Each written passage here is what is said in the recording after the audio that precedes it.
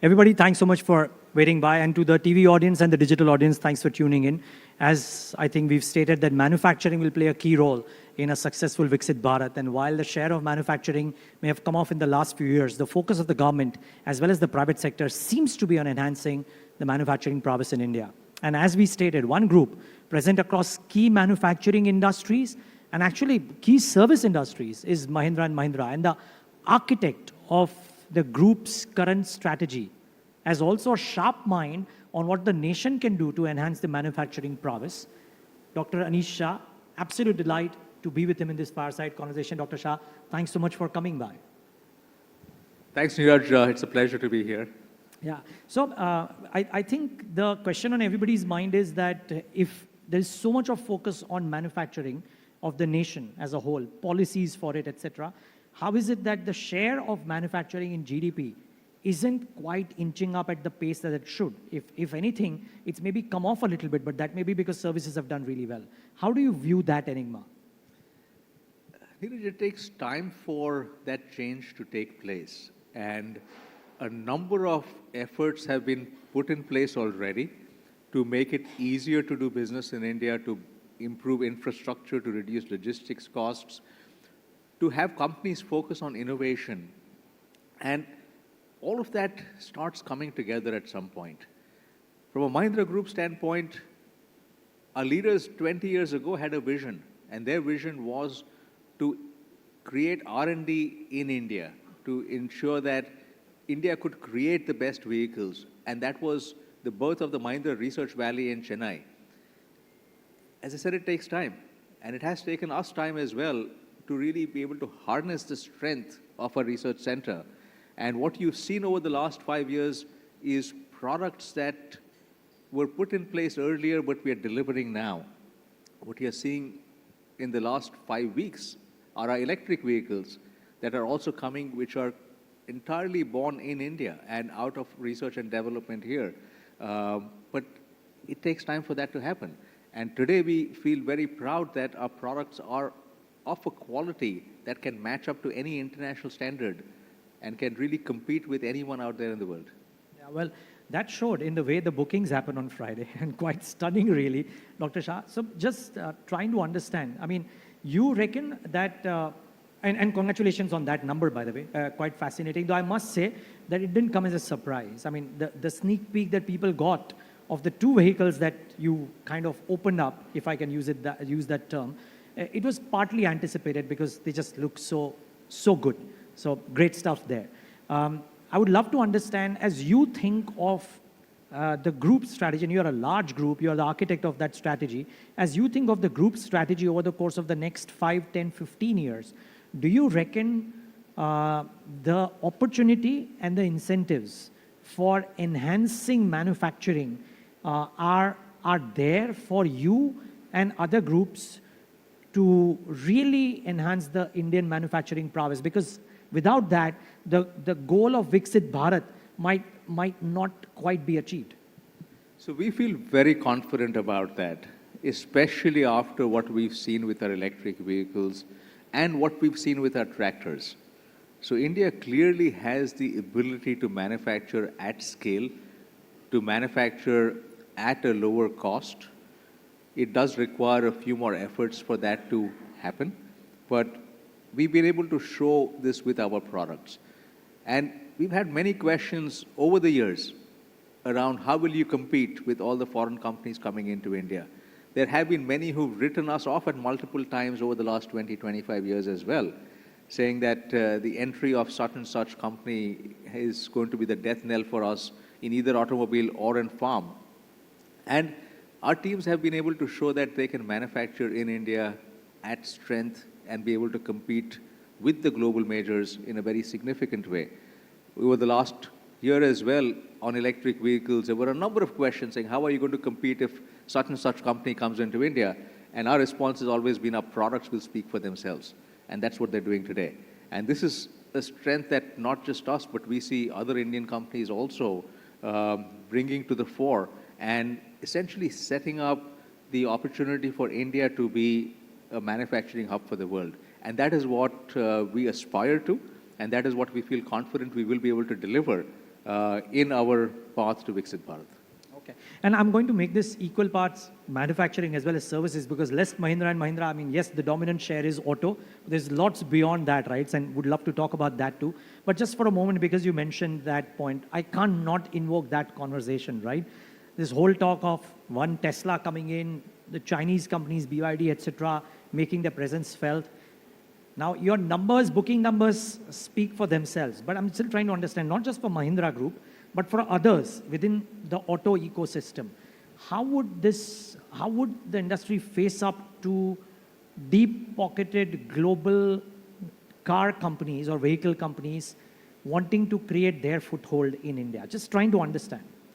Neeraj, that's a question we've been answering for the last 25 years.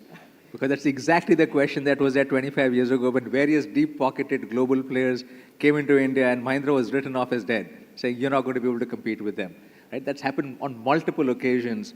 Today, we have the products that speak for themselves.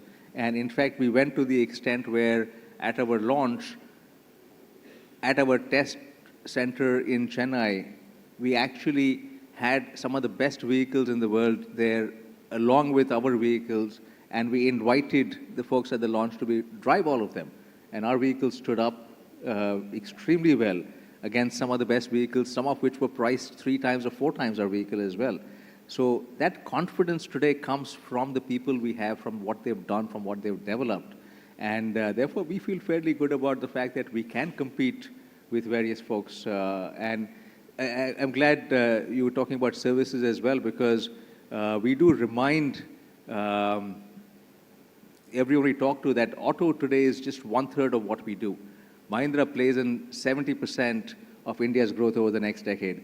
And we are in multiple sectors, and some of those are growing very well and contributing very significantly to our businesses as well. Yeah, most certainly, and I'll come to that. Just so sorry, if my question came across that, oh, Indian companies will find it difficult to compete with global brands, no, because in some sense, Indian companies are global brands unto themselves. Your tractors in the US, I mean, making a mark, right? And Indian tech companies making a mark globally. So I didn't mean it that way. What I was just trying to understand, because a lot of these global brands are very famous per se, and there might be an allure for that. But I get the answer. You're saying that the products for you and for other companies will speak for themselves.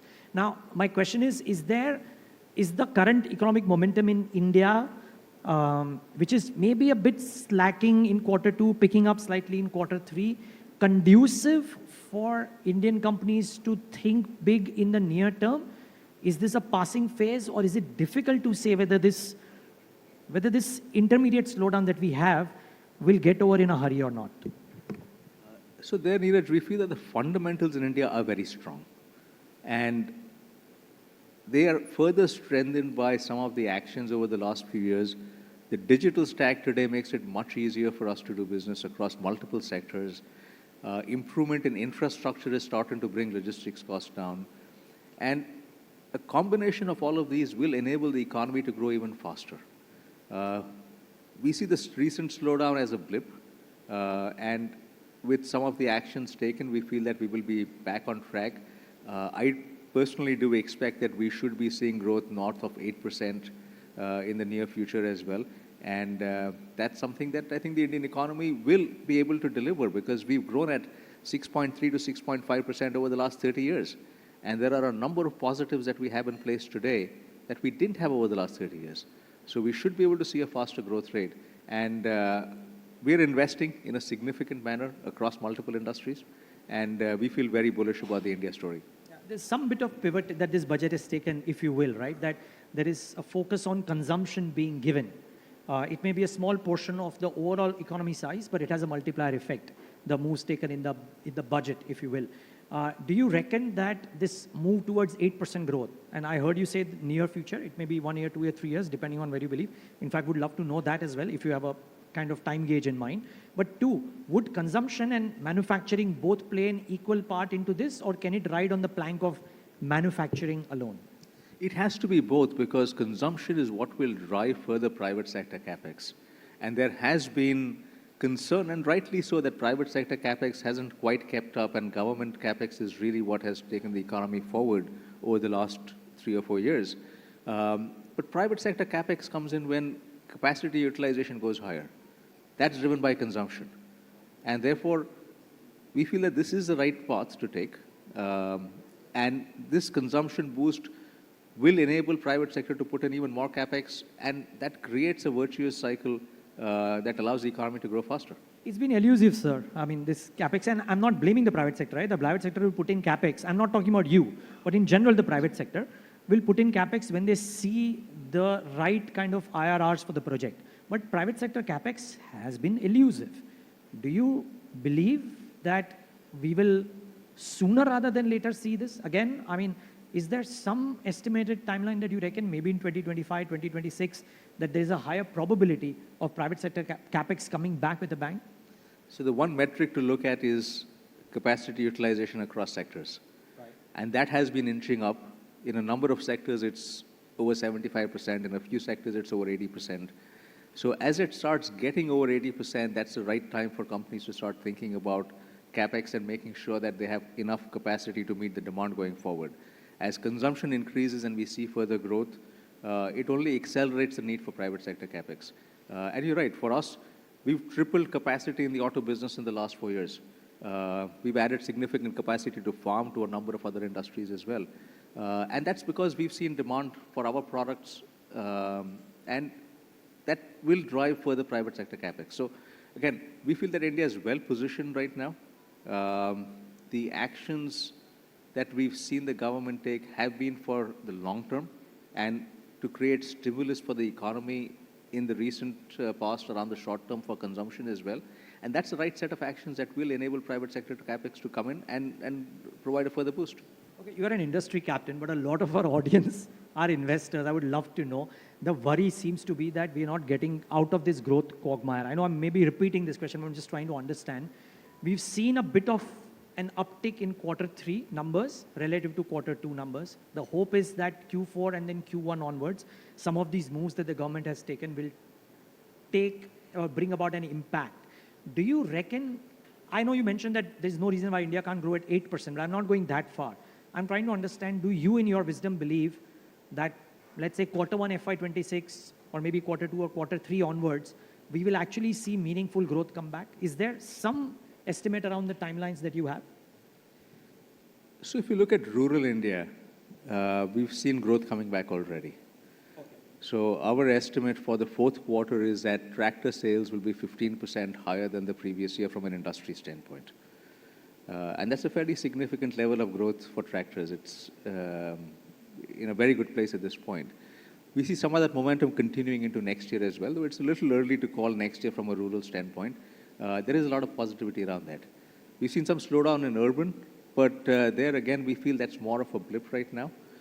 So we would feel very confident that by Q1 next year, we're going to see the economy on a faster track from a growth standpoint. Okay, does the budget kind of try to address the urban slowdown as well? Because in effect, a lot of the taxpayer savings that happen impact, I would presume, the urban consumer.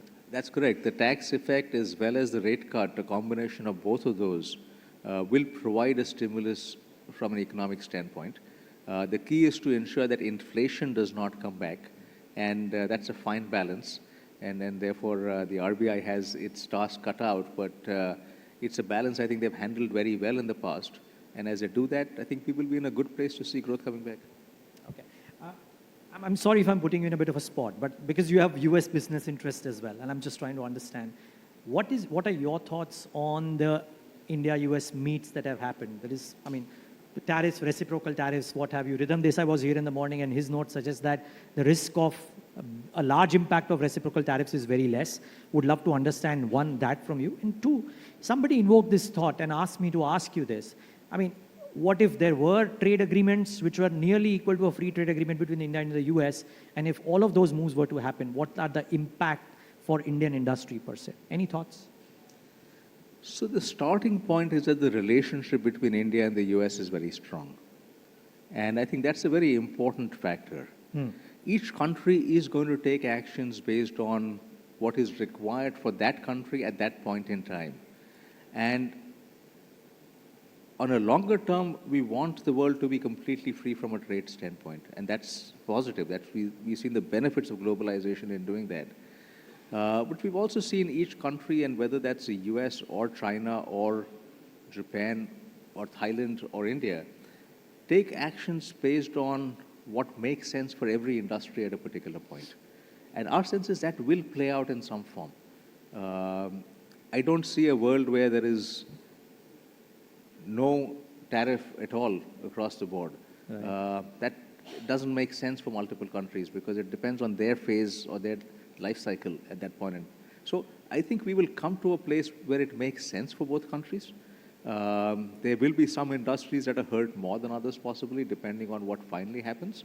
But I do feel that it will be in a place where it makes sense because India has to protect manufacturing in a significant way as well. And that's an important lever for India's growth for the next decade. Yeah, I mean, and which is why my concern was could that have an impact? Because for the last 3 years or 4 years, we've been talking about the China Plus One benefits coming into other ASEAN countries. Some of them have come to India as well. Do some of these trade agreements or reciprocal tariffs impact that manufacturing ambition in a meaningful way? You don't think that? Given the relationship that we have between both countries, we feel that India will be possibly in the net gainer category. But as with the world right now, everything is unpredictable, so we shall just have to be agile and ready to respond. Okay, let's move beyond manufacturing, Dr. Shah. I mean, and beyond just tractors and autos, which are, of course, doing very well for you.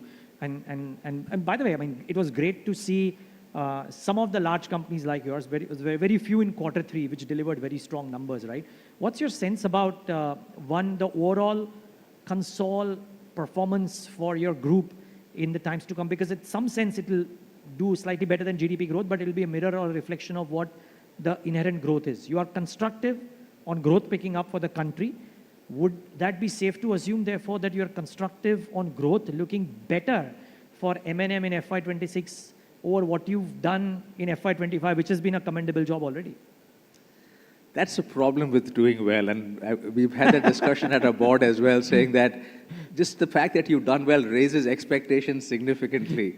So the one thing I will say is, if you look at a Q3 results, it's our businesses beyond auto and farm that have actually grown much faster, and that's really helped. And auto and farm have done very well also, so it's been a combination of all of that coming together. And we feel confident that we can continue this because from our standpoint, it's more about operational excellence and ensuring that we're delivering everything we can by having our teams perform well on the ground. We have signed up effectively for growth at 2x GDP. And that's something we feel confident we can continue to deliver over the years. But this is a mix of a lot of businesses, or at least one key business which is also very global in nature and therefore maybe not as aligned to the Indian GDP growth as maybe to the world GDP growth, right? In tech, Mahindra, etc. So when I look at the console, you reckon being 2x of GDP is a bit of a conservative estimate that you're putting right now? Under promise and over deliver? Well, if 2x GDP is under promise, then I think we are in a good place. No. I didn't mean it that way. But just by virtue of what you've done in the recent past, it seems that 2x is a bit of an under promise. Just that, nothing else. Okay, what about the GEMS strategy? We spoke about that briefly while we were together in the World Economic Forum as well. But now that you've just completed your Q3 numbers, how did you feel the rest of the non-auto businesses are doing for the group? And if you can just extend that argument for whether you see growth in those respective industries for the sector as well. I mean, whatever brief 50,000 feet view that you may have. So we are seeing them do very well, actually. So if you go beyond auto and farm, first I'd start with Mahindra Finance and Tech Mahindra. Both are on a very good turnaround track. And in fact, now we are talking about going beyond the turnaround to achieve full potential. Both have underperformed in their markets, and that is where the growth really lies for us, to get to industry average first and then go beyond industry average to be one of the industry leaders. If you look at our growth gems beyond that, hospitality is one area that's growing very well in India. Logistics is a second one that has significant tailwinds, and especially as we think about manufacturing growing in India, logistics will logically extend that growth rate as well. Real estate continues to be on a very strong path, and that's benefited our business. Renewables continues to grow at a dramatic pace because generating power from renewables is much cheaper, in fact, than fossil fuel. So there's an economic argument for that, and from a company standpoint, we are moving from 26% of our power being renewables to over 60% in just this year, with our business Sustain setting up various solutions for us. And that 60 will quickly go to 80 or 90% as well. And that was a very easy decision because it's actually cheaper for us. We save money by going to renewables. So you'll see more of that happening in that space. And therefore, we see multiple businesses, multiple sectors now well poised for significant growth. Interesting. Some people go as far as to say it's a very small part of a business maybe, but that the next couple of years might actually be years where logistics businesses do really well. I know it's a small part of a business, just trying to understand. Any thoughts out there? It's a very niche question, but still. Yeah, and not just next couple of years. I'd look at that for the next even 10 or 20 years. As manufacturing grows, as infrastructure becomes better, we're going to see logistics businesses grow at a much more rapid pace. Okay. Last couple of questions, Dr. Shah. One is for this goal of Viksit Bharat, and as you said, both consumption and manufacturing have to contribute. For manufacturing, the issue that some people have been citing is that there is a skill gap in that, yes, there are jobs, yes, there are people available, but the right matching of skills isn't happening, and that's a problem for corporate India. Is that a problem that you are facing as well, and if so, how to resolve that? It's clearly something that needs a lot of attention. It's not a problem we are facing today, but we will if we don't give it the due attention. So our focus is to do a lot of work with ITIs. We've in fact partnered with a number of ITIs to develop skilling programs for various people. The Mahindra Group is also focused on skilling for women. And we've taken on a target to skill and provide jobs for 1 million women. We are not going to provide all the 1 million jobs. There will be various other companies that do that. But we're going to focus on skilling, and that is an important contribution to society. So this is clearly an important part. If there are any companies out there that want to hire women across the country in various areas, please reach out to us. We're setting up skilling centers, and we'd be happy to work with you on that front, because this is something that we feel is an important part that India needs to do. Why are men being left out? Because we need to get equality in the workplace, right? So from that perspective, we need to have a lot more skilling for women. Lovely answer. No, I didn't expect anything less. Okay, final thoughts really, Dr. Shah. And one is for all that India is doing on manufacturing, making in India for India, in some sense making in India for the world as well. Do you reckon that pie will grow larger as the decade rolls by? India's share of manufacturing for the world. Any thoughts there? Yes, that has to grow larger because that is really the growth area for India. As we look at the goals for Viksit Bharat, manufacturing has to grow 16 times over the next 22 years. And I would say that companies in India are ready for that. All right, well, great. Lovely talking to you, Dr. Shah. Energizing conversation as always. Thank you so much for taking the time out and being with us.